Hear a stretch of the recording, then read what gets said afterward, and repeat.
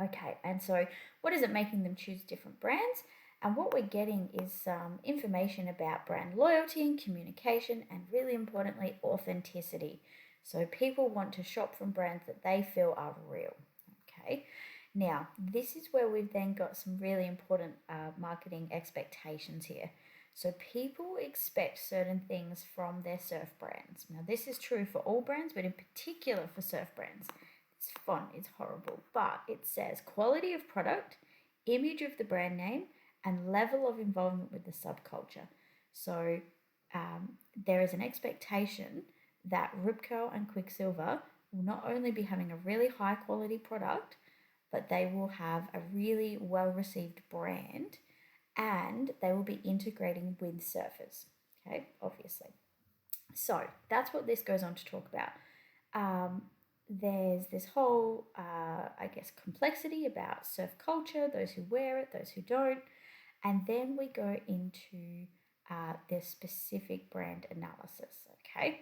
So a lot of this you're probably going to already know because you've read the Rip Curl book, but really interesting information anyway. And looking at how they've established their brand. So, for example, we know that Rip Curl started as a surfboard brand.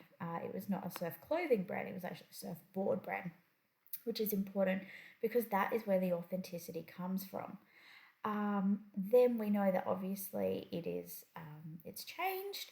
And one of the problems is that we've had some criticism from hardcore surfers, but we know that the search, which is their main marketing kind of perception in the last sort of decade, is important for them linking back into that surf culture. Okay, we've got things like how they've used documentaries. I remember watching that documentary to create status and authenticity. So all of this is really important. They're then saying that, Rip Curl has been so successful because of that, and because we've got this sort of nostalgic sense of surfing. Okay, so this works really well because of the personal and social meaning. So looking back at the past and thinking of the good old days of surf, that's what Rip Curl's doing. Now, what you'll see here is old brands are trying to create a certain perception of how well they link to the community. And as you're reading through this in more detail, I would definitely be highlighting things about the branding. And so some of the issues is that Rip Curl has been a traditionally male-centric brand, and they've struggled with women. Their sales for women's clothes are traditionally quite low. Now, then we've got a whole bunch of issues, I guess, around branding and how they can actually work through all these sort of authenticity issues, because it's very hard to stay authentic and grow your brand. And so all of this is about women and the role of women within Rip Curl. And so this is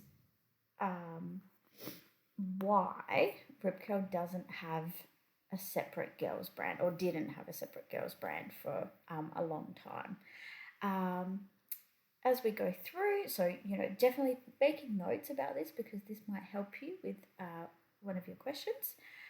We then go on to Quicksilver Roxy. Okay, now through this, what we're seeing is a very similar story. I'm not going to read this one in as much detail, but we're seeing a different style of brand personality evolve, but we have different issues that they have to deal with as well. So, they're trying to saturate the market, but then, what happens with customer loyalty, etc. Okay, so reading through this is a really good